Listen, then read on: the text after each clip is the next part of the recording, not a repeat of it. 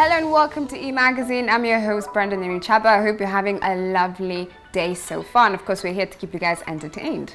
And I'm Tasha Agunda. Karibu sana to this Monday edition. Who says Monday has to be a blue and gloomy day? Of course, you have me, and I'm giving you everything you need to know about who is making money in the celebrity end right here on E-Brief.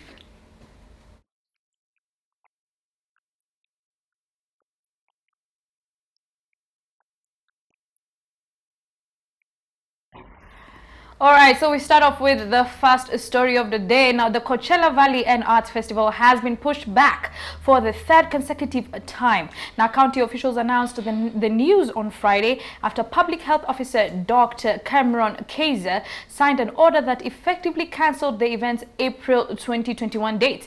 The order, which also pulled the plug on the Stagecoach Music Festival, cited ongoing concerns over COVID-19 because of the large crowds. Now, the festival pulled from all around the world. Now, Coachella was expected to return to Indio, California on April the 9th to 11th and April 16th to 18th. Travis Scott, Frank Ocean, and Rage Against the Machine were scheduled to headline the festival. Brenda, I'm so sad. But I think by now we should be, we should be accustomed to this. It's 100%. Right? We didn't have Coachella last year, of course, because of Right. COVID-19. COVID-19 is still here, so I'm not surprised that it's been cancelled. Maybe they were thinking it might be a bit different. Down, yeah. But as I was telling you earlier on, just bring Coachella to Kenya, because people here in Kenya are still partying. Still partying. How about we go to Dar es Salaam here? The only thing we are following is the curfew. Yeah.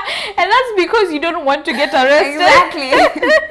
Anyway, So, yeah. they can definitely bring Coachella to Africa. They should definitely bring Coachella to Africa. But I mean, let's talk money. They're losing. They've lost for 2 years. They've lost so much money. I mean, Coachella is one of the biggest concerts yes. in the States that usually happens around this time. Very true. So we're just thinking about, I mean, why aren't the event organizers thinking about doing something virtual, something digital? I mean, the people who are in 2020 lineup are still on the 2021 lineup. True. Travis Scott, I mean, he's going to bring in, rake in a lot of money through, streams and YouTube. So why are they not thinking about this? I feel like it's another year, and celebrities, I mean musicians, looking at musicians, exactly, they're not making money again, especially from doing concerts, from doing tours.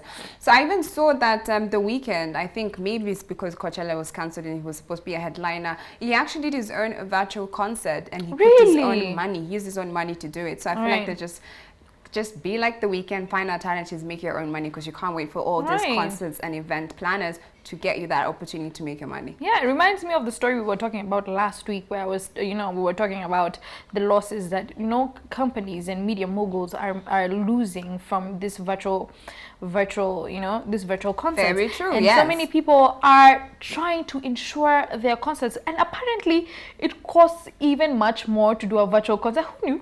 Yeah, it does actually. I think it's just because there's so much engineering that has to go behind it. So I can imagine why it costs so much money, and you want people from different countries to be able to reach it, to watch it. Right. So it becomes a bit more, complicated. Right. Yes. Anyway, let's move on to the next story. As cannabis stocks soar higher and higher in the United States, another celebrity has joined the bandwagon, Martha Stewart. And she has previously invested in the cannabis. But this time, the lifestyle guru is bringing a new line of cannabis treats for dogs to the market. Now, Stewart's CBD line for pets, including soft-baked chews, oil drops in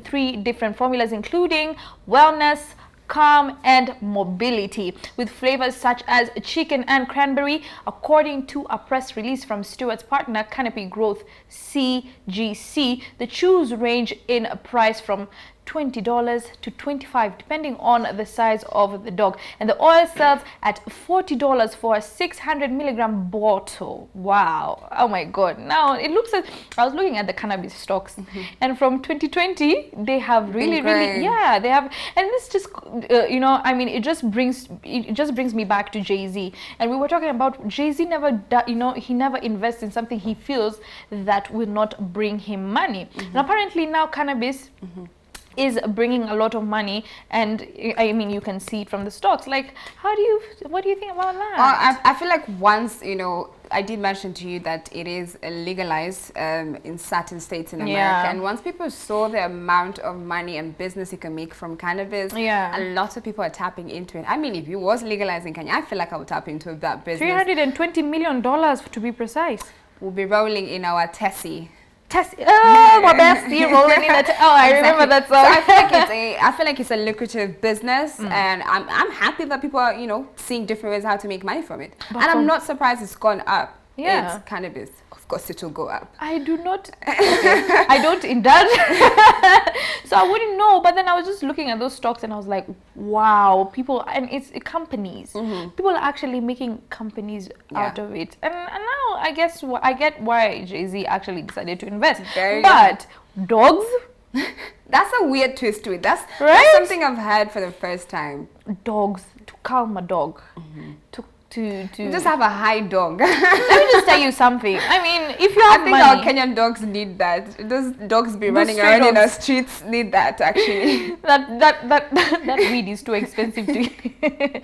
But my dog needs it. Snowy needs this. No, I won't give my dog cannabis. Zoe, you had your owner. Snowy. I hope he's not watching me right now, but let's move on to the next story. 5 years after Kim Kardashian was robbed in Paris back in 2016, one of the 5 alleged robbers has just released a tell-all book chronicling some of the events that took place that night. The book is titled I Sequestered Kim Kardashian and is set to be released in France next week, and he retells the stories from that eventful night. The book contains strange and star-studded details of the heist. Okay, the book will be available on February 4th. Wait, hold up, Tasha. Wait. So, this guy who robbed Kim Kardashian published a book about robbing Kim Kardashian. Hold on. He robbed Kim Kardashian, took himself to the police station and told the police that he robbed Kim Kardashian, got arrested, wrote a book inside prison about robbing Kim Kardashian. That's what I was wondering because I was like, he must be in jail. How are you writing this book and you're not in jail? First of all, this is how somebody has blown. Hilarious. It's hilarious. And he's probably going to make money when he's in jail. He's probably going to make money. Like a smart. I think he felt like he needed to post it. He needed to publish the book. Of course, he's in jail for it, but I'm pretty sure he's not spending so many years. Yeah, I mean, do you think the legal action of Kim Kardashian is going to take? Not the legal team is going to take any legal action against. Of course, it's Kim Kardashian. Definitely they will. I think they will, but we'll just see. Let's read the book and see how that went down. But do you know how much this guy is about to rake in? So much. Millions. Because I know guys globally are gonna buy it. I was reading something. He was just giving us snips, and he was talking about how when he robbed her, he just came across one police guy, and her phone started ringing.